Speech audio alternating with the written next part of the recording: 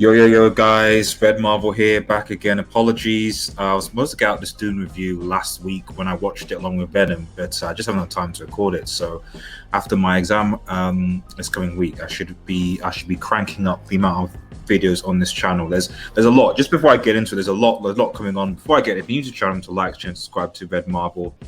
Smash the notification button, join us on Twitch and Twitter as well. But yeah, guys, there's a lot. There's a lot that I've going to cover and post up, like Invincible, Superman season 1, a few manga reviews for Dragon Ball, as well as the Power Rangers Morphing Grids that I want to give my views on. And yeah, and obviously Eternals and a few other things coming. So I'm going to be very, very busy from November. But let's just get into this, man. Let's get into this. I've also getting a new microphone as well, so hopefully the audio will be better. That should be coming by the end of this week, so stay tuned for that. But let's get into this Dune, man. So, I mean, this for me certainly was one of the best. And obviously, this is a spoiler review for those who haven't watched it. But it has been out for a bit of a while, so I'll be a bit flexible here. But there's a spoiler review for those who haven't watched it. But yeah, man. This was a fantastic movie, and I didn't actually know because I haven't read the book. If I'm perfectly honest, I didn't know this book until fairly recently. I think it was released. What was interesting was that I didn't know that it had the same.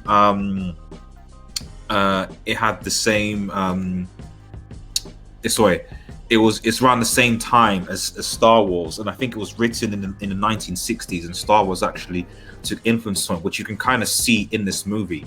It's quite a big book, and in the name of Dune, a lot of it is obviously based around sand, desert, really. To give us sort of a brief synopsis before I give my thoughts on it, the gist of the plot, and from what I read, look at the book, like it's. Props to the guys that were able to kind of condense a very detailed and somewhat complicated plot into this time. But from the general summary of this movie, you essentially have like it's obviously it's space, it's well into the future, and you essentially have this kind of like emperor effectively, and you have these houses on different planets. And one of the houses that our main character is based on, essentially, like they've basically been given this other planet where spice is seen as the is like the oil of the future, because it does a lot of things like. But I think the main thing is like space travel, basically. But it's essentially like the new oil, spice, and you can only find it on this particular planet. Obviously. You can see how that leads to shenanigans. The main guy here, who's basically a prince. I think he's the actor is this guy. Yeah, Timothee plays Paul, basically the Atreides family, the prince of the Atreides family. Obviously, you get the stereotypical doesn't want to be king, leadership type of thing in the beginning, but he starts getting like dreams about being this kind of like messiah type figure. Who meets this like special woman who's played with Shani, who's played by Zendaya. His obviously his mother is basically a part of this like sisterhood witchcraft kind of order where he's got some of his like powers from, and it seems like they're part of this kind of prophecy to basically lead the locals, which basically are I think it's Zendaya's people. I can't remember what they're called again in the movie. I think they begin with the Fremen. That's it. She basically, it's almost like visions and dreams where he leads the Fremen to basically liberate that planet that they're living on, because they're the original people, originally owners of the spice, and take on the Emperor. Because that's the gist of it, really. You have this other house. They are basically like monsters, essentially, or look like monsters to me anyway. And it looks like the Emperor, fearing that House Atreides might be too powerful, uses this other house to basically like wipe them out. That's the gist of it, really. So eventually,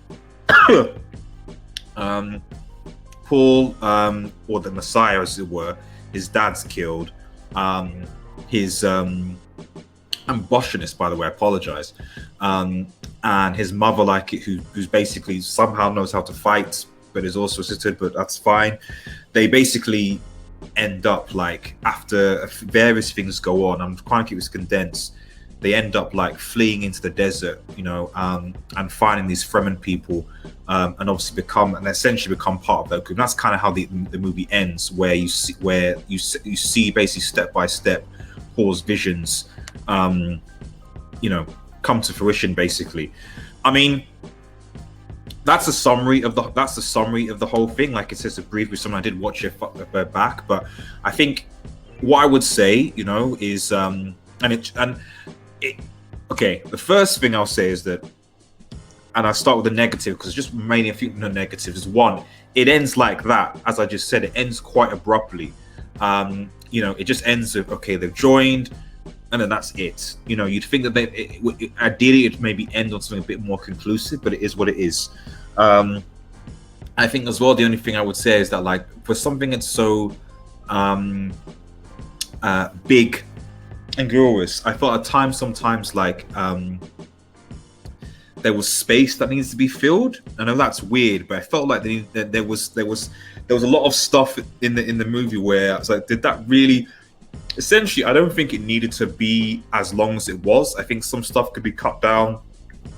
I don't think you need to dwell so much on they're just looking at the sand all the time. And shout out to the sandworms, by the way. Shout out to the sandworms. Shout out to the sandworms.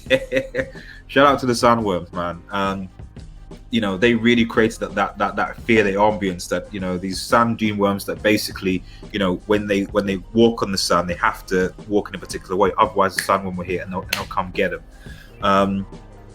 But I think the positives outweigh this, and I would definitely recommend you guys to watch this movie. I mean, the way it sort of gets you engrossed in the world and in the story, but also just the world building. I think what I feel about this movie is almost like kind of like a Lord of the Rings type thing, where I feel like you only really get the fullness of it once they've released all the movies for the franchise. It feels like that type of thing where it's not really complete without all the other movies. And I'm already engaged with this world building to see how obviously the House of Atreides are going to get back, to themselves. Really, what's going to happen with Paul? I wasn't necessarily a fan of the actor, but I just think the way that he was able to kind of, at the beginning anyway, but slowly but surely starts to grow on me, becoming less of this kind of whiny, petulant kid to more of a kind of, right, okay, I'm sure of myself, I know what I'm doing, I need to go forward, etc., etc. You don't see much of Zendaya, who's this, what looks like he's gonna be with or marry in the future. I think that's just foreshadowing for that. I did like that they seem to be almost putting a kind of like a dark spin on it, like, that he potentially might turn, evil. How that will work out, I don't know. Duncan, who's his main army guy, bodyguard type character, played by Jason Momoa, was always fun to see. And yeah, I think that, like, it was just a very, very engaging movie, and despite the fact that, like, there was a lot of exposition, I never felt like lost. Maybe a little bit at the beginning where I was like, whoa, what's going on? But the more you sort of I give it a bit of patience, because the more you sort of sit down and embrace it, you're like, okay, right, okay, I understand what's going on, I understand what this is, and so on. So overall, guys, definitely watch it. I know I've kind of giving you a kind of very brief summary of the whole thing, but you just got to watch it for yourselves. It is a fantastic movie. I certainly think one of the best movies of the year so far anyway. Spider-Man better be good. But yeah, let me know what your thoughts are in the comments. Remember to like, share, and subscribe to Red Marvel. Stay tuned for more movie reviews. Have a nice day, everyone, and cheers.